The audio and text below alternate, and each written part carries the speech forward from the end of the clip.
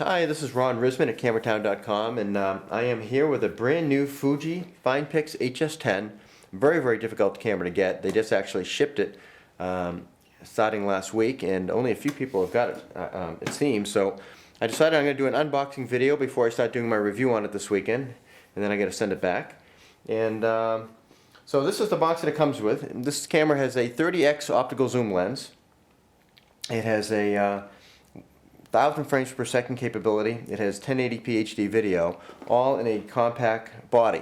So let's take a look at this. We're going to open the box for the first time here. Just arrived. It looks like on the top you've got a manual. It's a Fuji HS10 in this country, but it's a Fuji HS11 elsewhere. You get a little product manual here that comes with, looks like some sort of a strap, either a wrist strap or a lens cap strap. I'm not sure yet. And inside the package you can see how it comes boxed. You've got the Fuji FinePix camera there wrapped up nicely. You get the carrying strap. It looks like 4 AA batteries. This camera does take AA batteries rather than a dedicated lithium.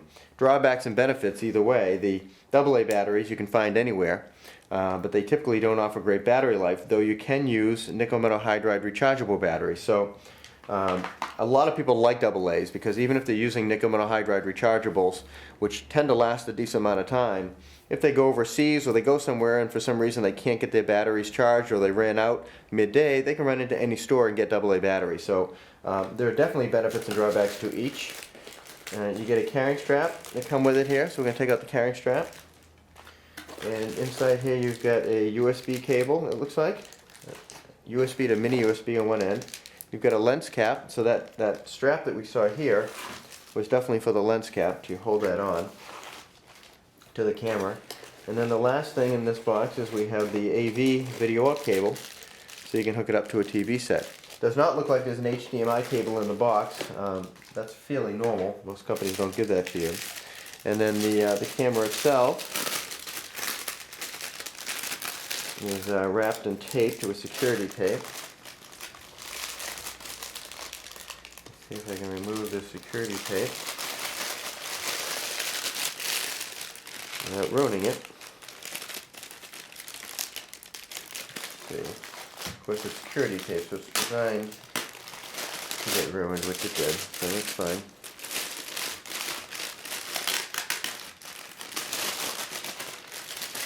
And we pull the camera out here, and this is the size of it. So in the hand, it is definitely smaller than an SLR. It's obviously bigger than a point and shoot. Pocketable to a degree, depending on the size of the pocket. And actually, it looks like there's a little bit of glue on the back LCD here. Hopefully that'll come off. I don't want to. I'm gonna go use a cleaner to see if I can get that off. But it's a manual zoom lens with a 30x zoom. So when I'm taking pictures here, I turn this dial, and this zooms me out to 720 millimeters, and I can zoom into 24. So you've got an ultra wide angle lens on here, plus you've got an ultra telephoto zoom lens. So you go from 24, and they have different markings on the lens here. And as you can see, you get 24, 105, 135, 200, 300, 500, and 720 millimeters for the lens. You've got a pop-up flash that pops up here manually. You've got your mode dial on the top, and the mode dial gives you your standard functions: custom function, manual, aperture priority, shutter priority, program, camera mode, which is sort of the orange mode here, which is probably your everything's automatic mode. You've got a hot shoe on the top, and then you've got other modes here: advanced, SP1, SP2. I'm not sure what they are yet. And then you have panorama.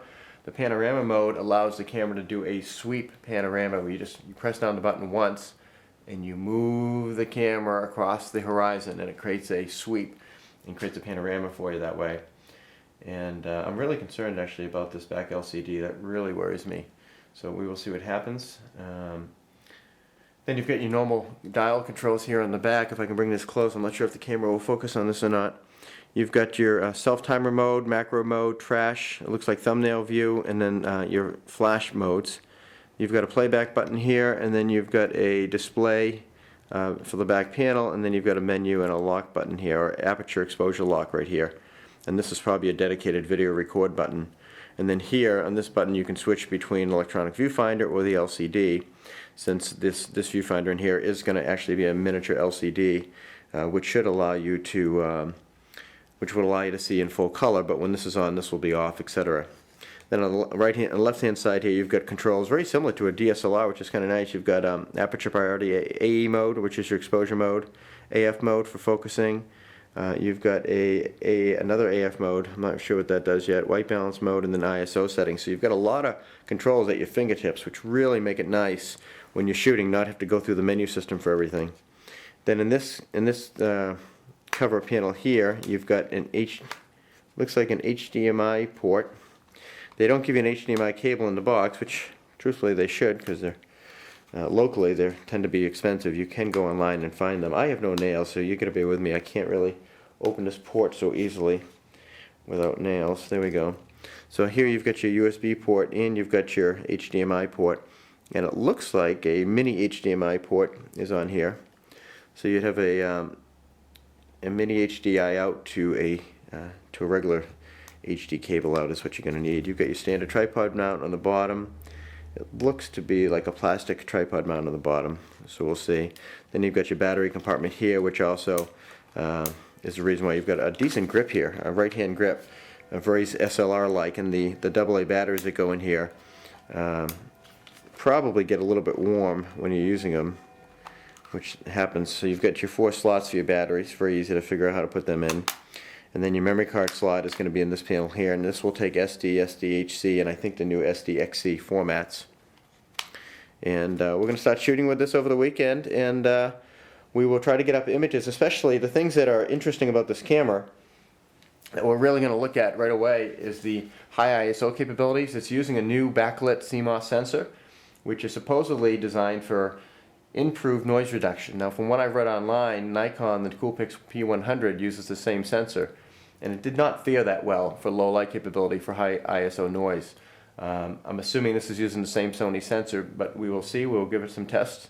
I don't expect it to live up to a DSLR by any means, but I'm hoping that it maybe allows a clean ISO 800, especially when you're talking a camera that has decent megapixels. I think this is it's either 10 or 12 megapixel camera.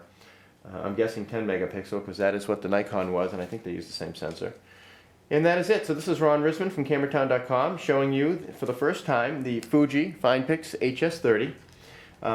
I guess before I go, I'll talk about some of the other features that I just got reminded of on this little hang tag. One is the high-speed continuous shooting. You can actually shoot continuously 7 frames per second for up to 10 frames, whereas you can do 10 frames per second for a maximum of 7 frames. Actually more like it. Then you have a super high-speed movie mode where, depending on resolution, you can shoot up to 1,000 frames per second. And I think at VGA mode it can do, I think, in the 240 frames per second mode. So really, really great for slowing down high-speed stuff, for doing slow-motion effects and for sports. And VGA is not bad. It's not high def by any means, but online it's going to look pretty decent. Another feature that makes this camera pretty unique, if it works, is a feature called Motion Remover. And Motion Remover actually allows you to keep the camera on a tripod, press the shutter button once, it'll snap 5 different pictures, I guess in quick succession, and anything that's moving between the frames, it automatically wipes out. So it averages the frames together to hopefully remove anything that's moving, which usually is people or cars. Then you've got Motion Panorama, which I've discussed, and you've got a new high-speed sports mode, which is, oh, here it is, I think this is on here. No, it's not mentioning it, where you can actually do sequence shooting. You just hold down the camera, you take, let's say, 5 or 6 frames of a skier going over a jump, and it automatically puts the position of the skier in each frame, but it combines them and puts them all into one frame.